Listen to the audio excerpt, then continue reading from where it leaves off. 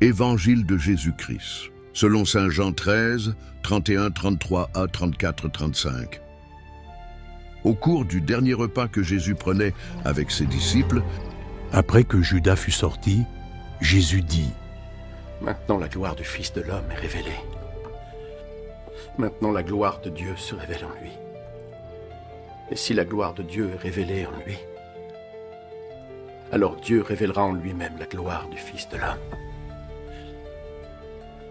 Et il le fera bientôt. Mes enfants,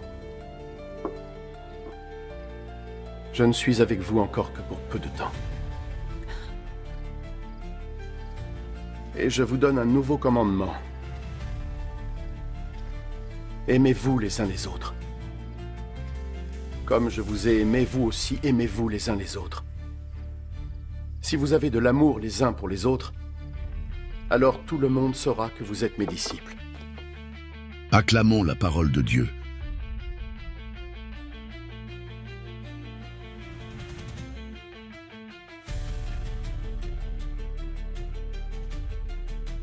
Aimez-vous comme Jésus, le secret pour transformer le monde.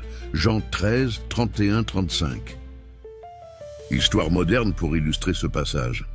Dans une grande ville, un homme nommé Malik travaille comme chauffeur de bus. Tous les matins, il croise des visages fermés, des gens pressés, souvent fatigués ou irrités. Pourtant, Malik commence chaque journée avec le sourire. Il dit bonjour à chaque passager, attend les personnes âgées sans s'impatienter et prend le temps d'écouter les enfants qui montent seuls. Un jour, une vieille dame monte dans le bus en pleurant doucement. Malik lui demande discrètement si tout va bien. Elle lui explique qu'elle vient d'apprendre la mort de son fils. Malik descend du bus, appelle un collègue pour le remplacer, puis il reste assis avec elle jusqu'à ce qu'elle soit un peu consolée. Ce geste simple, désintéressé et plein d'amour vrai touche non seulement la dame, mais aussi plusieurs passagers qui en parlent autour d'eux. Certains disent « Je ne sais pas si cet homme est croyant, mais il a quelque chose de spécial. » D'autres découvrent qu'il est chrétien et comprennent alors il vit ce que Jésus a enseigné.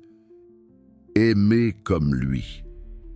Explication du passage pour aujourd'hui. Dans cet évangile, Jésus parle à ses disciples juste après que Judas est parti pour le trahir. Il sait que l'heure est venue pour lui d'entrer dans sa passion, et pourtant, il ne parle pas de vengeance ni de peur. Il parle d'amour et de gloire. Je vous donne un commandement nouveau, aimez-vous les uns les autres comme je vous ai aimé. Ce commandement n'est pas une simple recommandation, c'est le cœur du message chrétien. Il est nouveau parce qu'il va plus loin que tout ce que l'humanité connaissait jusque-là. Jésus ne dit pas seulement « aimez-vous », il dit « comme je vous ai aimé », c'est-à-dire jusqu'à donner sa vie, jusqu'au pardon, jusqu'à l'humilité du service. Commencer chez soi. Aimer, c'est aussi avoir de la patience avec nos proches, leur parler avec respect, même dans les conflits, prendre le temps pour les autres, un appel, une visite, un sourire. Ces gestes simples construisent une culture de l'amour.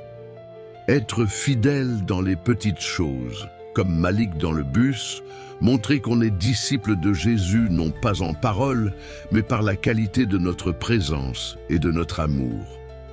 Pardonner quand c'est dur.